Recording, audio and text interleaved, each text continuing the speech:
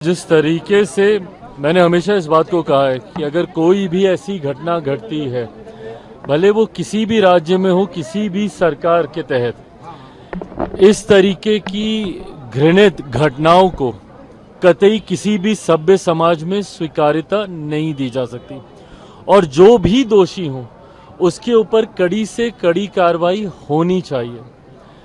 अफसोस मुझे तब होता है जब ऐसे विषयों का भी राजनीतिकीकरण कर दिया जाता है। जिस तरीके से बंगाल में हिंसा चरम सीमा पर है, एक तो ऐसी शर्मनाक निंदनीय घटना वहां पर घटी, उसके बाद जिस तरीके से वहां पर आज की तारीख में एक आगजनी जैसा माहौल बनाया जा रहा है और मुझे नहीं पता कि इसके पीछे कौन है।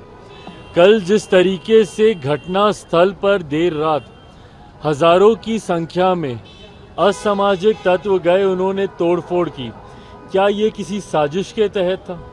किसी एविडेंस को मिटाने के लिए था? किसी को बचाने के लिए था? किसी को फंसाने के लिए था? ये तमाम बातें जांच का विषय हैं। पर जब वहां की सरकार इसके ऊपर आंख मूंद कर बैठती है, चिंता वहां से शुरू होती है। और ये वही सरकार है जो देश में कहीं पर भी कोई ऐसी घटना होती है तो सबसे ज्यादा आवाज बुलंद करने वाले ये लोग होते हैं। मुझे ताज्जुब है कि जहां की मुख्यमंत्री एक महिला हो, वो मुख्यमंत्री इसके ऊपर खामोश रहती हैं, इनकी तमाम महिला सांसद इसके ऊपर खामोश रहती हैं। और देश के किसी और कोने में अगर ऐसी घृणित घटना को अंजाम दिया जाता तो सबसे पहले ये लोग मुखर होते हैं।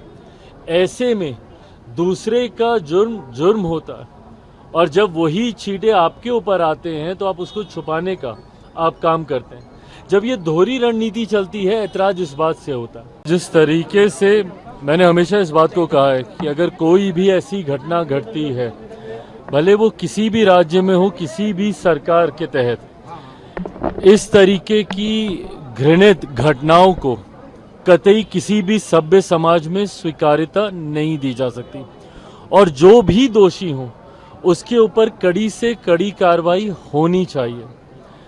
अफसोस मुझे तब होता है जब ऐसे विषयों का भी राजनीतिकीकरण कर दिया जाता है। जिस तरीके से बंगाल में हिंसा चरम सीमा पर है, एक तो ऐसी शर्मनाक निंदनीय घटना वहां पर घटी, उसके बाद जिस तरीके से वहां पर आज की तारीख में एक आगजनी जैसा माहौल बनाया जा रहा है और मुझे नहीं पता कि इसके पीछे कौन है। कल जिस तरीके से घटना स्थल पर देर रात हजारों की संख्या में असामाजिक तत्व गए, उन्होंने तोड़फोड़ की, क्या ये किसी साजिश के तहत था? किसी एविडेंस को मिटाने के लिए था? किसी को बचाने के लिए था? किसी को फंसाने के लिए था? ये तमाम बातें जांच का विषय है। पर जब वहां की सरकार इसके ऊपर आंख मूंद कर बैठती है, चिंता वहां से शुरू होती है। और ये वही सरकार है जो देश में कहीं पर भी कोई ऐसी घटना होती है तो सबसे ज्यादा आवाज बुलंद करने वाले ये लोग होते हैं। मुझे ताज्जुब है कि जहां की मुख्यमंत्री एक महिला हो, वो मुख्यमंत्री इसके ऊपर खामोश रहती हैं, इनकी तमाम महिला सांसद इसके ऊपर खामोश रहती हैं। और देश के किसी और कोने में अगर ऐसी घृणित घटना को अंजाम दिया जाता तो सबसे पहले ये लोग मुखर होते हैं। ऐसे में दूसरे का जुर्म होता है और जब वही छींटे आपके ऊपर आते हैं तो आप उसको छुपाने का आप काम करते हैं। जब ये दोहरी रणनीति चलती है, ऐतराज इस बात से होता है। न्यूज नेशन अब व्हाट्सएप पर खबरों के ताजा अपडेट के लिए न्यूज नेशन के इस क्यूआर कोड को स्कैन करें।